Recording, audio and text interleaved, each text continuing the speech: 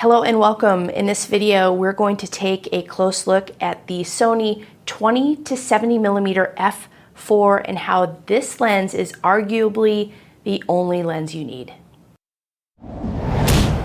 My name is Cree, and on this channel, I talk about tech with context, and today we're going to take a look at the Sony 20 to 70 millimeter lens.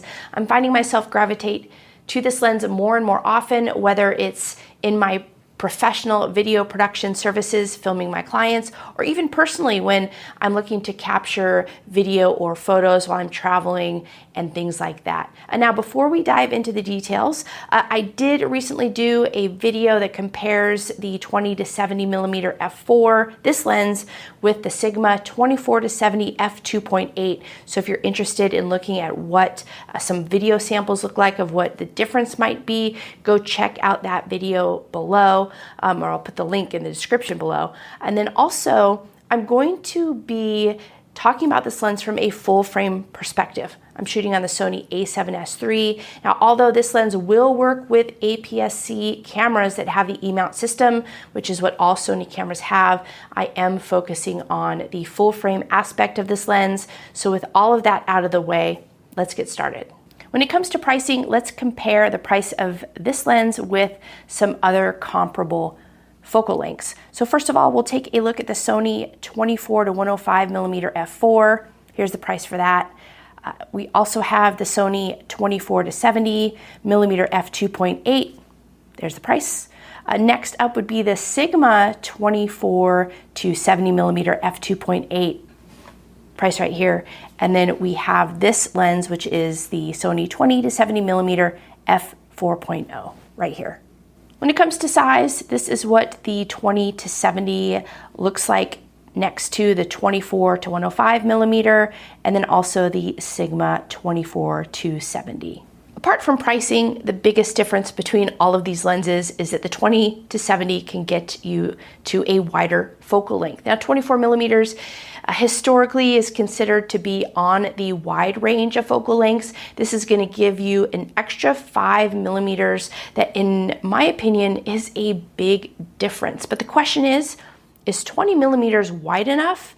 And does 70 millimeters give you enough reach in the following scenarios? So the first scenario I'll cover is real estate. Now, typically you do want to shoot at a wider view, wider focal length when it comes to these scenarios. But overall, I feel like as a videographer, it's my responsibility to share what it's like to potentially live in the space. So people are more interested in what does that space feel like? What does it feel like to walk from the guest bedroom to the guest bathroom? Is the living area connected to the kitchen, and what would it feel like to actually live in that kitchen and living room space? How about transitioning from the living area to the backyard? Or if I'm bringing groceries home, what does it look like to bring groceries in from the garage or the driveway into the kitchen? So I'm more focused on giving the overall living experience, and I tend to depend on the photographer to provide really, really wide shots of the property if that client is interested in looking at that. But overall, I want to give more of a living feeling. I can punch in where I need to show certain details and aspects of a home, and that's kind of my focus, which this lens provides very easily. Landscape footage is also another scenario where I think people tend to want to shoot at the wider angle, and 20 millimeters I find is plenty enough to get that feeling that you are in a nice big outdoor space. Now, this lens is nice too because you can punch in and show the details of those surroundings so that when people are looking at your footage, they not only get that nice wide angle, but they can also see what the plant life might look like, or the rocks or anything like that. So this lens also checks off that box. All right, let's talk vlogging. I think when people are choosing a lens to vlog with, they're choosing something where you can still be close enough to the camera. So if you're using something like a shotgun mic, that mic is still going to pick up your voice and give you a nice audio for the video. But the other thing is you don't want to be too close so that your face takes up the entire frame. But you also want to be able to show the background. Like, where are you? What does it feel like to be in that space? Lots of vloggers use like a 16mm lens to give an even wider aspect, but I find that 20mm is plenty. Other situations where I'm finding myself reaching for this lens or when I travel, the 20 to 70mm focal range means that I'm only taking one lens now when I travel. And this has been fantastic. Any opportunity I get to decrease the amount of equipment and weight that I'm taking while I travel, I'm gonna take advantage of that.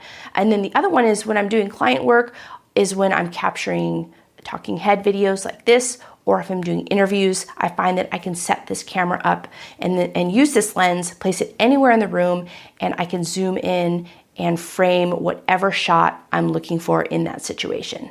I don't think this video would complete if I didn't touch on aperture. The 20 to 70mm is an f4 lens, and I think this could be a deal breaker for some of you who are looking for a lower aperture lens to give you that blurry background. Now, I did recently put out a video that compares this lens with the Sigma 24 to 70, which is an f2.8 lens. Go take a look at that footage and see if you can really see a difference when it comes to aperture. Now, when I'm doing client work or when I'm traveling or any of the scenarios that I've covered in this video, I am not after a blurry background. I don't need to have a blurry background.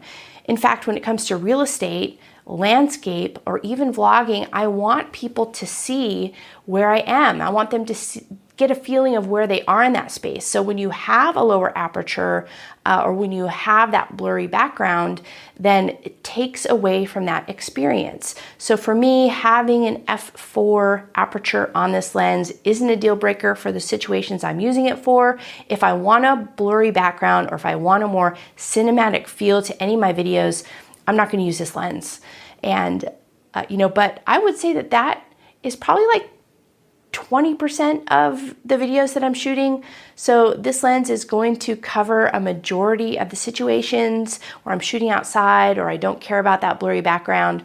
And this fits the bill. Some downsides to this lens is it is not stabilized like the 24 to 105, but neither are the Sony 24 to 70 or the Sigma 24 to 70. So if image stabilization is a big deal to you, I'd maybe look at the 24 to 105mm lens. But if they did stabilize this lens, I do think it'd be larger in size. So do you want your lens to be stabilized or do you want it to be smaller in size? The choice is yours. The second downside to this lens is that the aperture is only f4.0.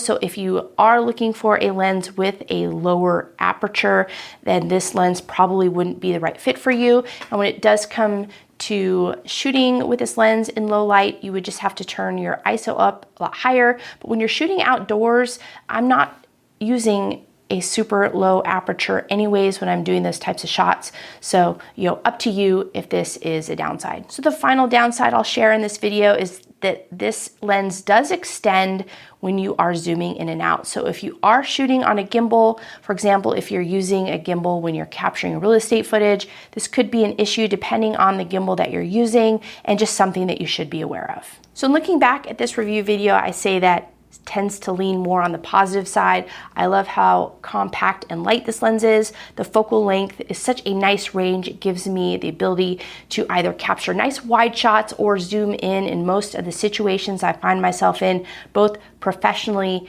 and personally. But I want to know from you, is this a lens that you would consider incorporating in your kit, and how would you use it? Leave that information in the comments below. And if you like this video, before we go, be sure to hit the thumbs up and subscribe. Thanks always for tuning in, and I'll see you again in next week's video.